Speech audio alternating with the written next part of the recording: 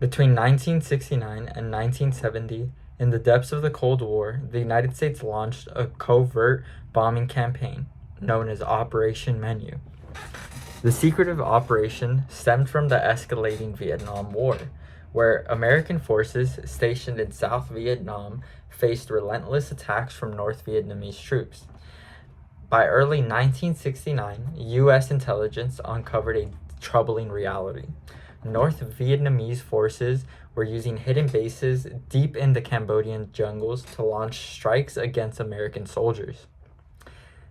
Then, on February 22nd, 1969, the North Vietnamese launched an offensive, further escalating tensions. For President Richard Nixon, this wasn't just another battle, it was personal. Already deeply suspicious of communist expansion and frustrated with the war's direction, Nixon saw the attack as a direct challenge.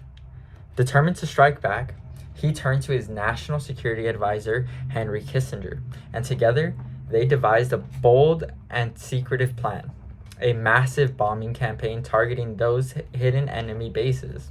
However, there was one major problem. Cambodia was officially neutral. If news of the bombings leaked, it would trigger international outrage and fuel anti-war sentiment at home. Nixon and Kissinger knew they had to keep it a secret. What followed was one of the most controversial and deceptive operations of the entire Vietnam War. As the 1968 presidential election approached, the United States was desperate for strong leadership. Richard Nixon campaigned on bold promises.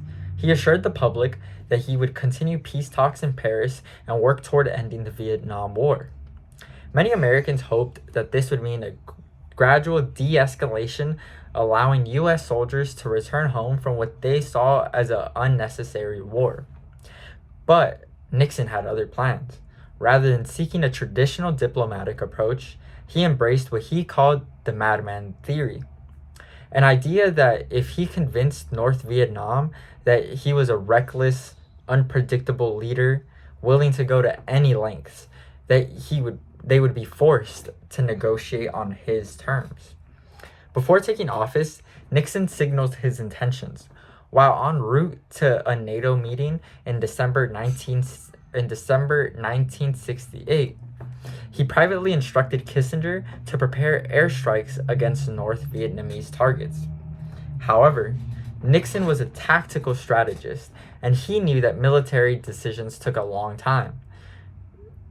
Instead of launching an immediate attack, he waited for the perfect moment to strike.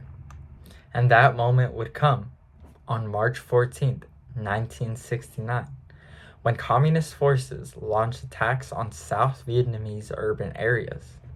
Seizing the opportunity, Nixon called a high-level meeting in the White House with Henry Kissinger, Secretary of Defense Melvin Laird, Secretary of State William Rogers, and Joint Chief of Staff Chairman Earl Wheeler.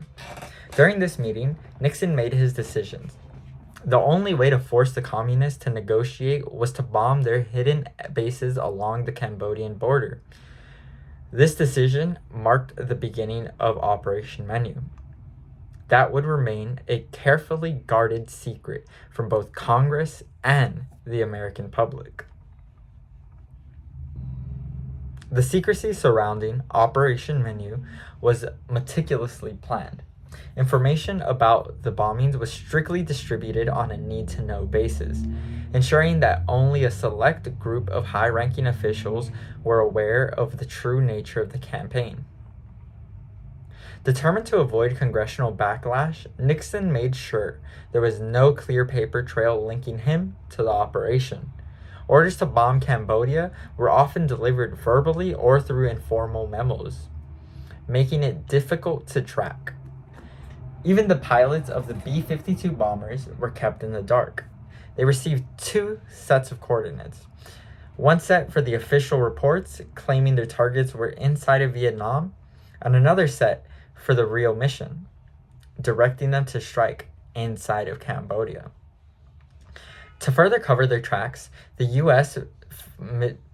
military falsified after-action reports, stating that all bombings had occurred on Vietnamese territory. The deception extended through multiple layers of chain of command, allowing the operation to continue in secrecy for over a year. However, the truth couldn't stay hidden forever. Over time, leaks began to emerge, with intelligence officers and journalists uncovering inconsistencies in bombing reports. The first cracks in the cover-up appeared on May 9th, 1969, when journalist William Beecher published an article in the New York Times revealing a shocking secret. He stated, American B-52 bombers have raided several Viet Cong and North Vietnamese supply dumps in Cambodia. Beecher's article exposed something Nixon had desperately tried to keep hidden, that the U.S. bombarded a neutral country, Cambodia, without congressional approval. But Beecher didn't just reveal bombings. He also claimed, according to sources, that Cambodian authorities had secretly been collaborating with the U.S. and South Vietnam, feeding intelligence on Viet Cong movement across the border. And this complicated the narrative. If Cambodia was helping the U.S., why keep the bombings a secret? And the truth was quite simple. Nixon knew that if the public found out, they simply would never accept it. When Nixon read the article, he was furious. He immediately ordered FBI Director J. Edgar Hoover to wiretap Beecher's private residence, hoping to uncover the source of the leak. This was part of a larger crackdown on government leaks, as Nixon feared that more classified information, perhaps even more damaging information, could be exposed. Publicly, Nixon and his administration denied everything. They dismissed the article as false, and without concrete proof, Beecher's report didn't immediately ignite a scandal. Instead, it became a slow-burning fuse, a quiet but dangerous revelation lurking beneath the surface.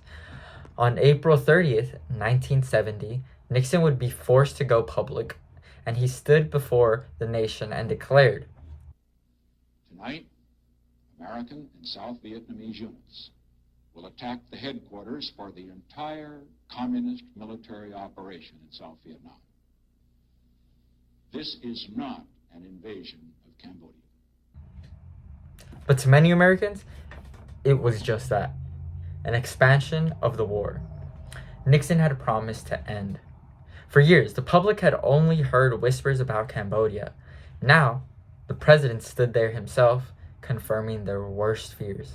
The war wasn't ending, it was spreading. Outrage swept across the country. Nixon had campaigned on a promise to bring American troops home without further military escalation. Instead, he had taken the war to a neutral nation. Protests erupted nationwide, with college campuses becoming the heart of resistance.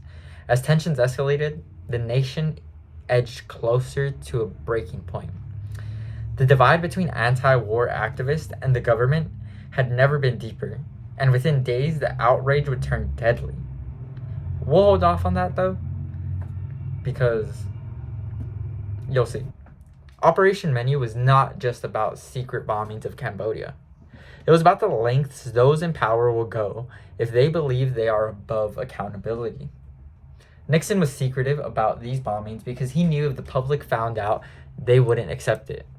But when leaders operate in shadows, history has shown consequences always come to light, often at great expenses.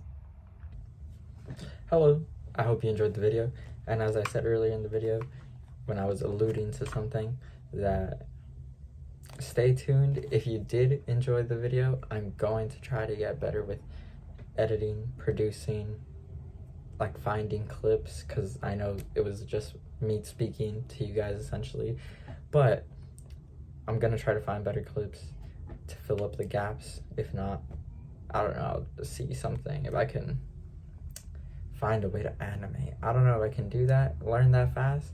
And this video also took like a cool 4 months to research, edit, and get uploaded, like all that. It took about 4 months. Like, I'm filming this the day of publishing, and it was mainly just the research, the script writing. The point is that if you did enjoy this video, I'm gonna try to add more to it in the future, and more to the channel.